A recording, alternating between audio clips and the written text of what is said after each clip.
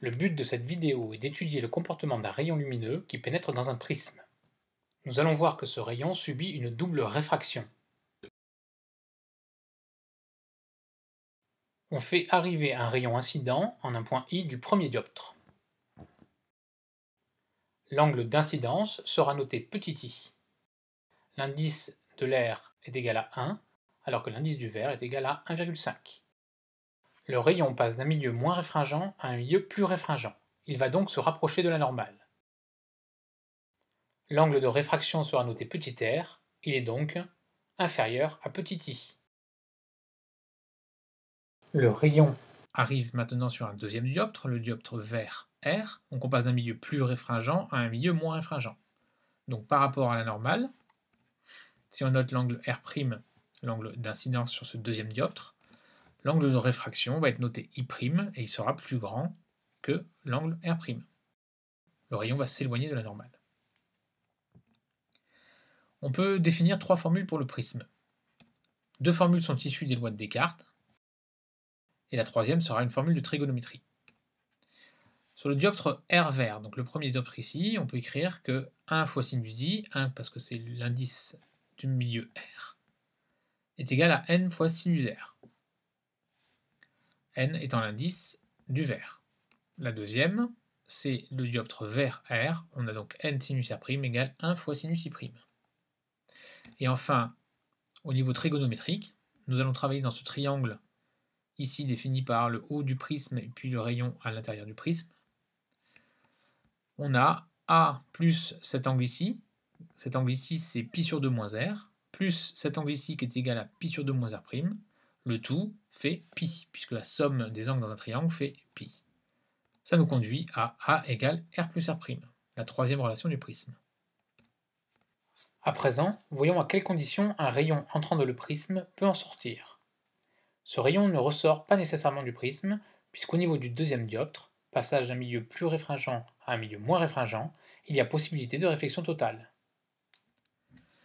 Pour qu'il n'y ait pas réflexion totale, il faut que R', qui est égal à A moins R, d'après la relation qu'on a vue précédemment, doit être inférieur à arcsinus de 1 sur n. Ça, c'est la condition limite, puisque la deuxième loi de Descartes, avec une réflexion totale, donc un angle I' qui serait égal à pi sur 2, donne n sinus R' limite égale sinus pi sur 2.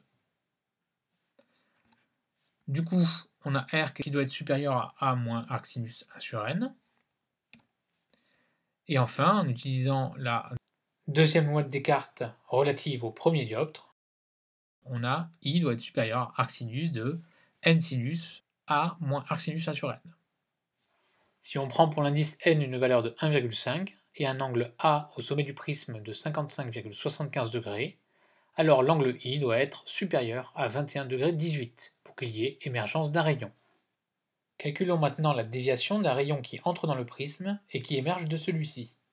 Dans un premier temps, le rayon donc subit une première déviation au premier dioptre. Il devait prendre cette direction, en pointillé, et finalement, il va dans cette direction. Donc la déviation D1 est ici. Si on regarde au niveau de nos angles I et R, on retrouve l'angle I ici. Donc la déviation D1, en fait, elle est égale à I moins R. La deuxième déviation, le rayon donc devrait aller dans cette direction, mais il est réfracté. Donc cette fois-ci, D2 est ici. Et de la même manière, on voit que D2 c'est égal à I' moins R'. Et enfin, la déviation de D sera la somme des déviations de D1 plus D2. Donc D1 égale I moins R, D2 égale I' moins R'. Et ainsi, la déviation s'écrit I moins R plus I' moins R', ce qui fait I plus I' moins A, puisque R plus R' est égal à A. On peut exprimer la fonction D égale f de I, la déviation en fonction de l'angle d'incidence. Pour cela, on va encore utiliser les lois de Descartes. Donc les trois formules du prisme nous permettent d'exprimer I' en fonction de I. Alors qu'est-ce que ça donne? N sinus R' égale 1 sinus I', ça c'est la loi de Descartes relative au deuxième dioptre, donne I' égale arcsinus N sinus R'.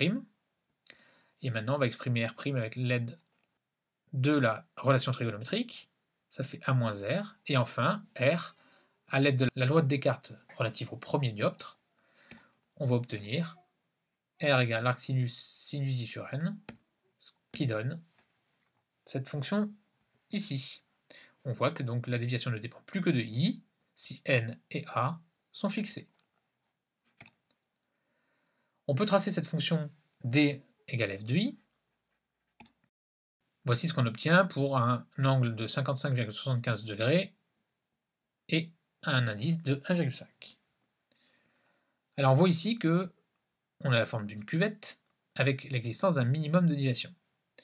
On voit que pour une déviation, on a deux angles possibles, I et I'. En fait, ceci est dû au phénomène de retour inverse de la lumière. Le rayon rentre avec un angle d'incidence I dans le prisme, il en ressort avec un angle I'. Donc si on fait se propager la lumière dans l'autre sens, eh bien c'est normal qu'un angle I' donne une déviation identique avec un angle de sortie qui sera I. On voit donc que si on augmente I, bien la déviation va diminuer, mais l'angle I' va aussi diminuer et va conduire à la même déviation. Et l'endroit où I sera égal à I' correspondra à la déviation minimale. Donc, si D égale à dm, alors I égale à I'. Donc R est égal à R', puisque les deux lois de Descartes, au niveau des dioptres, vont être identiques. Ainsi, on peut écrire que D qui était égal à I plus I' moins A, c'est égal maintenant à 2I moins A. Ça donne I égale à dm plus A sur 2. On a aussi R égale à sur 2, puisque A égale R plus R' et R est égal à R'. Donc tout ceci devient, au niveau de la loi de Descartes, sinus I égale n sinus R, qui donne sinus de dm plus A sur 2 égale n sinus A sur 2.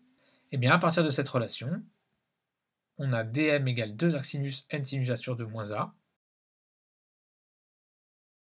Généralement, on utilise la mesure de la déviation minimale mesurée avec un goniomètre pour obtenir la valeur de l'indice du prisme. Il faut pour cela que A soit connu.